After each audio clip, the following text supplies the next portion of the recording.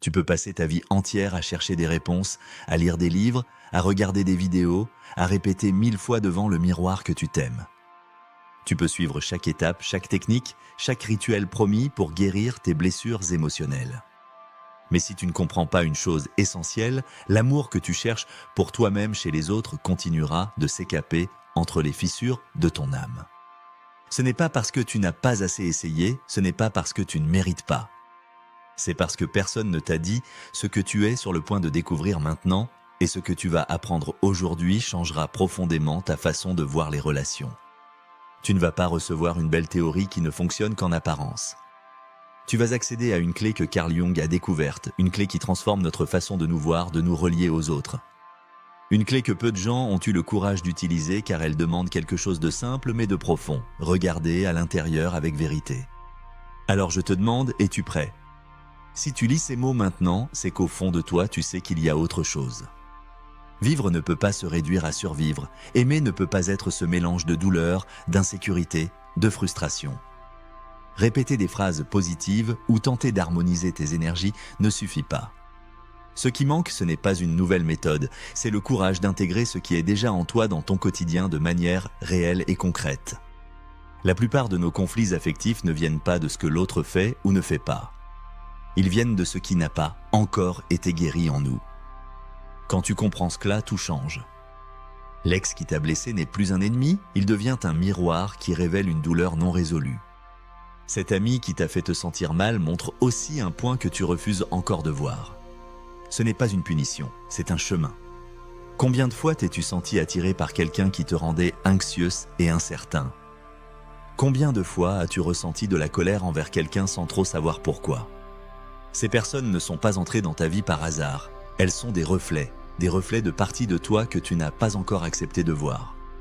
Peut-être ta colère que tu caches, peut-être ta peur d'être faible, peut-être ta lumière, ton éclat que tu n'as pas encore osé laisser briller. Carl Jung appelait cela l'ombre, tout ce qui vit en nous mais que nous refoulons, ignorons, rejetons. Quand tu ne regardes pas ton ombre, elle se manifeste à travers l'autre sous forme de jugement, de rejet, d'idéalisation, de colère, d'attraction incontrôlable.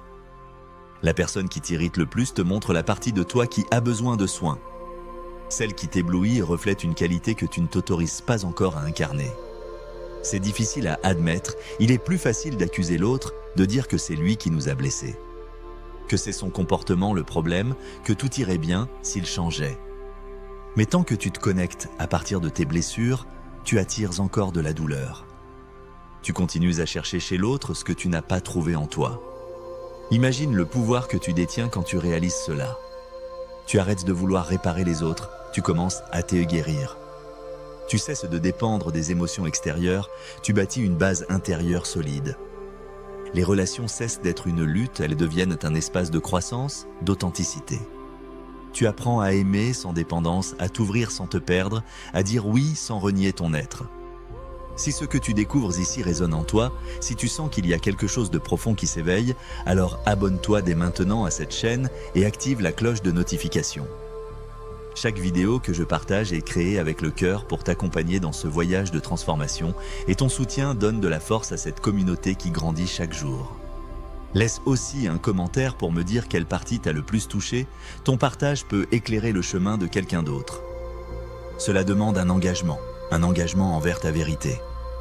Reconnaître son ombre n'est pas agréable, tu vas rencontrer des peurs anciennes, des blessures oubliées, des schémas répétés.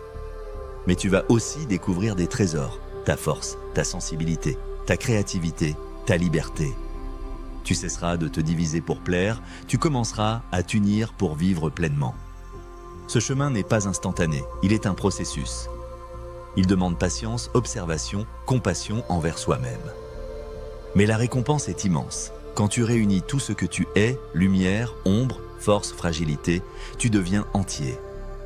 Et quand tu es entier, les relations blessantes perdent leur pouvoir. Les personnes anxiogènes disparaissent ou changent de rôle dans ta vie. À leur place naissent des liens vrais avec des êtres qui avancent aussi dans cette voie de conscience.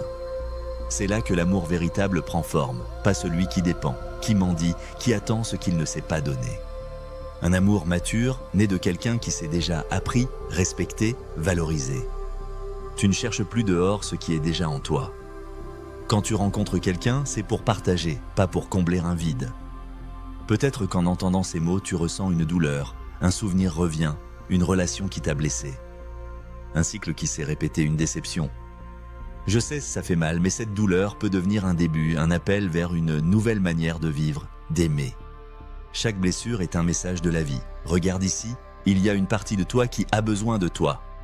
Je t'invite à ce plongeon intérieur, pas pour te juger, pas pour te condamner, pour te découvrir. Observe tes réactions, tes malaises, tes passions, tout cela est précieux. Ce sont des indices, chaque émotion forte est un guide.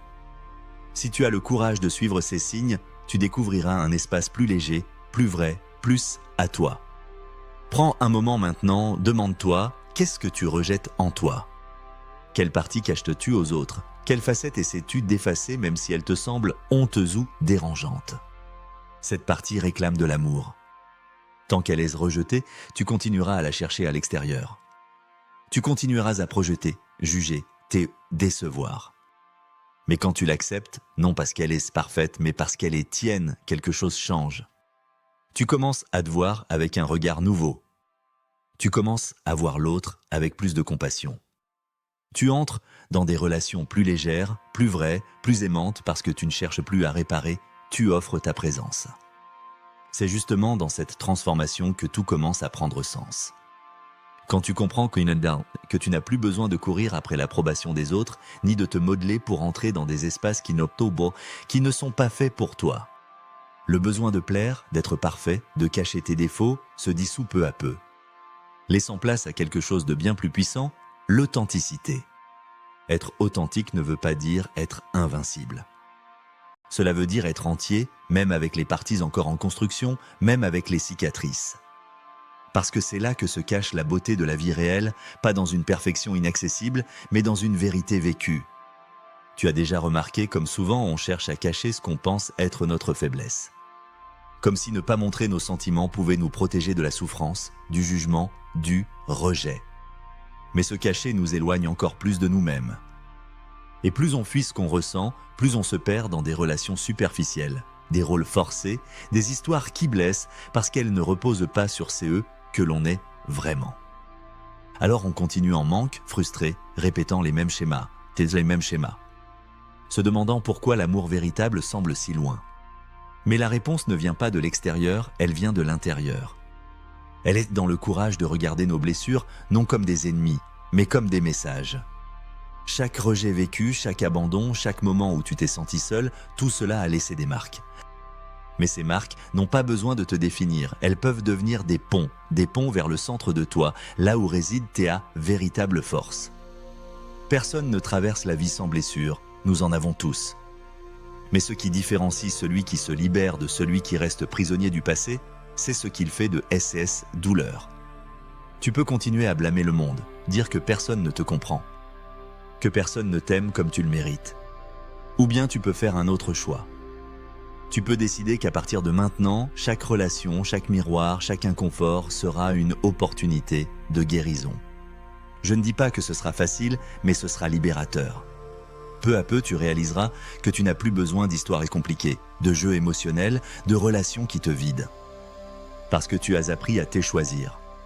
Tu as appris à reconnaître ta lumière et ton ombre. Et tu n'as plus besoin de faire semblant. Pense à quelqu'un que tu admires profondément. Que ressens-tu en sa présence? Qu'est-ce que tu vois en cette personne que tu aimerais découvrir en toi? Cette admiration est un appel, une partie de toi qui veut s'exprimer. Et maintenant, pense à quelqu'un que tu ne supportes pas. Quelqu'un qui t'irrite, qui te fait perdre patience. Qu'est-ce qui t'agace autant chez cette personne? Peut-être parce qu'elle reflète une partie de toi que tu refuses encore de voir. L'ego, l'orgueil, le besoin de contrôle. Ou peut-être l'insécurité, le manque, la peur de ne pas être assez. Ces réactions ne surgissent pas par hasard. Ce sont des invitations à te plonger plus profondément en toi, à éclairer ce qui était caché, à devenir plus conscient. Car plus tu es conscient, plus tu es libre. Libre de choisir, d'aimer, de vivre sans porter le poids des masques ni des attentes. Libre d'être avec l'autre sans t'effacer. Libre de dire non sans culpabilité, oui avec présence. Et cette liberté intérieure change tout. Elle change ton regard dans le miroir, change le ton de ta voix, change ta manière de marcher dans le monde. Elle change bien sûr la qualité de tes relations. Tu attires des personnes sur la même fréquence, des personnes qui elles aussi font le travail de s'unifier. Qui ne cherchent pas un sauveur, mais un compagnon. Qui ne veulent pas combler un vide, mais partager une plénitude. À ce stade, l'amour n'est plus un besoin, c'est un choix. Tu choisis d'être avec quelqu'un non par manque, mais par envie. Parce que la relation t'élève, t'inspire, t'ajoute quelque chose. Parce qu'il y a de la place pour être toi sans peur, sans jeu, sans avoir à te tordre pour correspondre. C'est cela qui transforme une vie, ce n'est pas de trouver la bonne personne. C'est de devenir la bonne personne pour soi-même. Et à partir de cet endroit, tout s'aligne. L'ombre qui sabotait tes relations devient une alliée. Elle te montre ce qui demande encore de l'attention, du soin, de l'accueil. Tu apprends à t'écouter, à te respecter, à te protéger sans te fermer. Tu découvres que la vulnérabilité n'est pas une faiblesse mais une force. Que ressentir n'est pas une perte de contrôle mais un signe d'humanité. Que l'erreur ne te diminue pas, elle te rend plus expérimenté. Et peut-être que maintenant tu te demandes, d'accord, mais par où je commence ? Comment transformer la théorie en pratique ? La réponse est simple mais profonde. Commence par l'observation sans jugement. Avec curiosité, observe tes schémas, tes réactions automatiques, tes émotions les plus vives. Quand quelque chose t'affecte, demande-toi « qu'est-ce que cela me dit sur moi ?» Au lieu de pointer du doigt, regarde à l'intérieur. Pas pour te blâmer, pour te découvrir. Écris ce que tu ressens, parle avec quelqu'un de confiance. Réfléchis aux relations qui t'ont marqué. Qu'avaient-elles en commun ? Que cherchais-tu, que fuyais-tu, quelle partie de toi était engagée là-dedans ? Plus tu es honnête avec toi-même, plus tu gagnes en clarté. Et avec la clarté vient le choix. Avec le choix vient la liberté. Tu n'as plus besoin de vivre en pilote automatique émotionnel. Tu n'as plus besoin de répéter les vieilles histoires. Tu peux écrire un nouveau scénario, un scénario dans lequel tu ne t'abandonnes plus. Où tu cesses d'attendre que l'autre te valide. Où tu assumes enfin le rôle principal de ta vie. Parce qu'au fond, c'est bien cela que tu mérites. Vivre pleinement, consciemment, en lien avec qui tu es vraiment. Et je t'invite de tout cœur à faire ce premier pas. Un pas qui peut sembler petit mais qui peut tout changer. Parce que lorsque tu changes d'œil à l'intérieur, le monde change à l'extérieur. Et ce n'est pas de la magie, c'est de la cohérence. C'est de l'alignement. C'est la vie vécue avec vérité. Le chemin est là devant toi, et il commence maintenant.